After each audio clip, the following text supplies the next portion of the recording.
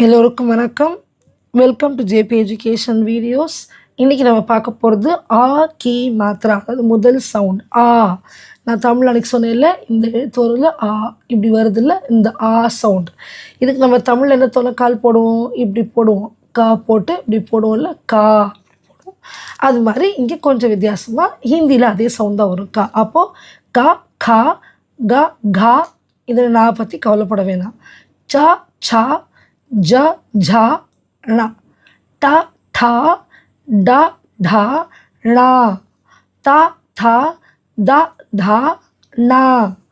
ப, ஃப, ப, ப, ம. ய, ர, ல, வ, ஷ. ஷ, ச, ஹ. க்ஷ, த, ஞ. இவ்வளோவே தான். இதான் ஆக்கி மாத்திரா. இதை கொஞ்சம் ப்ராக்டிஸ் பண்ணிங்கன்னா கட்டாயமாக பாராக்கடி ஈஸியாக கற்றுக்கலாம்.